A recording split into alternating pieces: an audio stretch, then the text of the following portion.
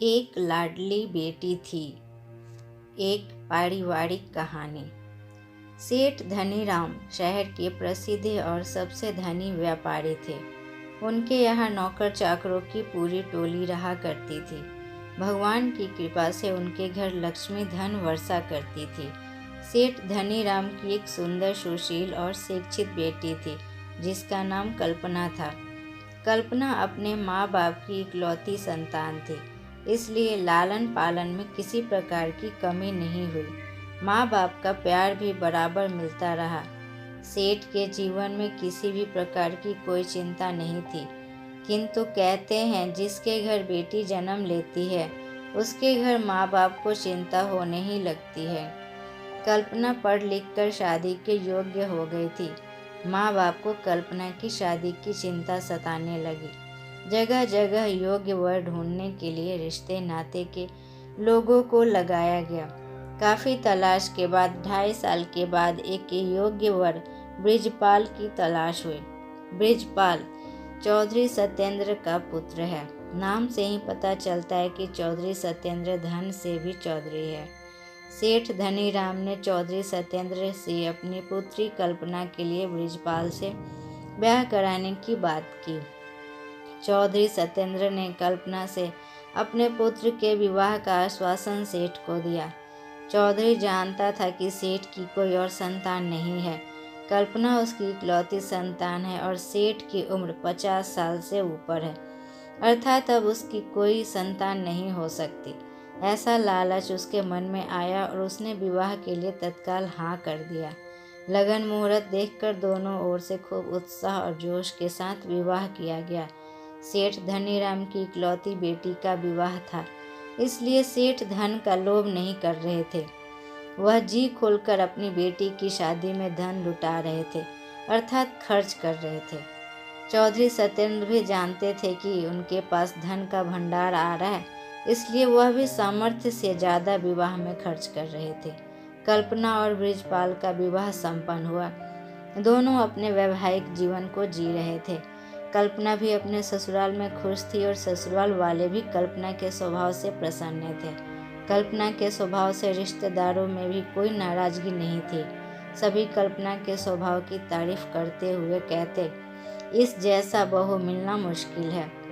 कुछ लोग समय विवाह के बीत गए होंगे कि सेठ धनीराम के घर एक पुत्र का जन्म हुआ, अर्थात कल्पना को एक भाई मिल गया जिसे वह राखी बांध सकती थी और उसको अपना भाई बोल सकती थी। सेठ के घर खुशियों की झड़ी लग गई। बेटी का विवाह हुआ, अच्छा घर मिल गया, इसकी तो अपार खुशी थी, किंतु पुत्र रत्न की प्राप्ति लंबी प्रतीक्षा के बाद हुई। यह खुशी को दोगुना करने वाली थी। सेठ धनीराम के घर पुत्र का जन्म सुनकर कल्पना के ससुराल वालों के पैर तले जमीन खिसक गई, जैसे उनकी सारी संपत्ति छीन गई हो। उन्होंने शादी इस लालच में ही तो की थी वह धनीराम के सारे संपत्ति को एक दिन प्राप्त कर लेंगे, किंतु बेटे के जन्म के बाद यह मुश्किल हो गया था। भाई के मिल जाने से कल्पना के जीवन में खुशियाँ आनी चाहिए थी, किंतु यह उसके लिए दुख का कारण बन गई। सास ससुर पति सभी अब कल्पना को दुख देने लगे और उसे प्रताड़ित करने लगे। दहेज और धन के लालच में कल्पना को मारते पीटते और दिन भर भूखा रखते, किंतु कल्पना की आदर्श इतने ऊंचे थे, उसने अपने माता पिता को इस यातना और कष्ट के बारे में भनक तक नहीं लगने दी।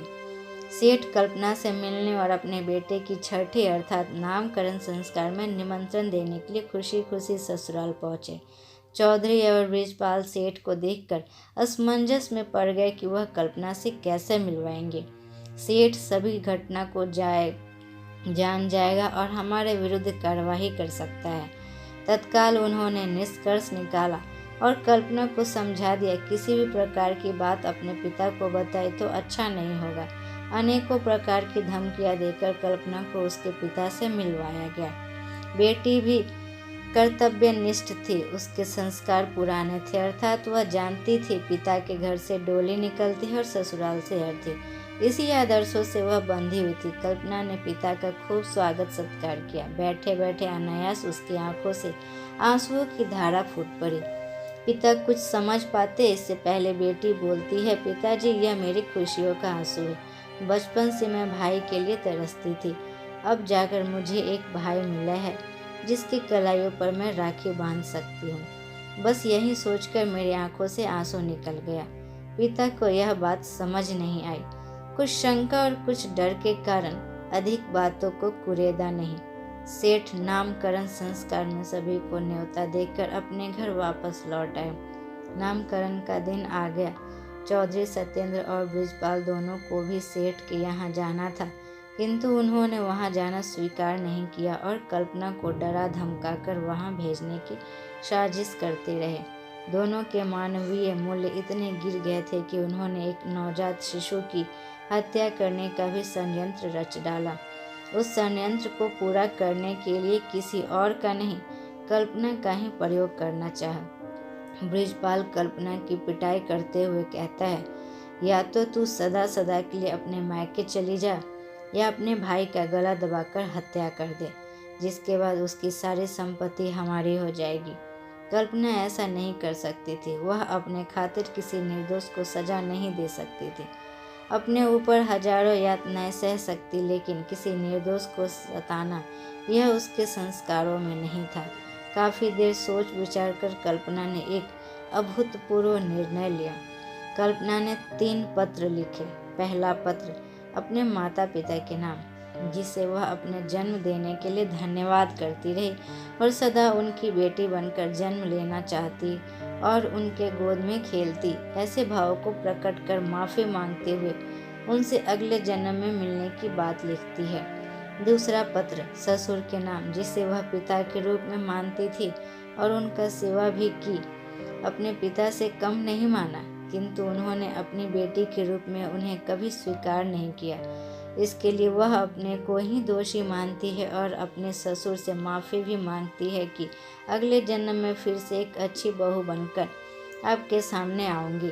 तीसरा पत्र अपने पति बृजपाल के नाम लिखती है, जिसे वह पति के रूप में भगवान की प्रतिमूर्ति मानती थी और अपना सर्वस्व न्यौछावर कर उसकी सेवा करती थी, किंतु फिर भी उन्होंने नहीं अपनाया। पति पत्नी का संबंध 7 जन्म के लिए जुड़ जाता है, इसलिए वह इस जन्म में छोड़कर जा रही है, किंतु अगले जन्म में वह फिर उन्हें पति के रूप में प्राप्त करना चाहती है। ऐसा कहते हुए अपने हृदय के सभी विचारों को पत्र में लिख दिया। तीनों पत्र बिस्तर पर रखे तकिए के नीचे दबा दिया और छत में लगे पंखे से एक फंदा लटकाया और अपने जीवन लीला को समाप्त कर ली।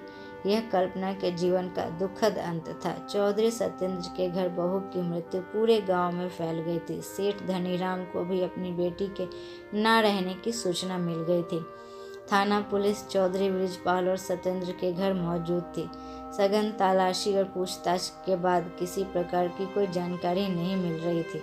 महिला कांस्टेबलों ने कल्पना के शरीर को नीचे उतारा और उसके कपड़े ऊपर करके देखा तो उसके शरीर पर हजारों काले काले धब्बे थे, जो बृजपाल और सत्येंद्र ने पिटाई के दौरान दिए थे। पुलिस को सारा मंजर समझ रही थी। चौधरी बृजपाल और सत्येंद्र के हाव भाव भी बदले हुए थे। पिता ने भी बताया कि जब मिलने आया था तो बेटी रो रही थी, किंतु उसने कुछ बताई नहीं थी। मुझे शंका है कि बेटी के पति और ससुर ने ही उसकी हत्या की है। बस क्या था, बृजपाल और चौधरी सत्येंद्र को पुलिस ने गिरफ्तार कर लिया और कमरे की छानबीन की गई।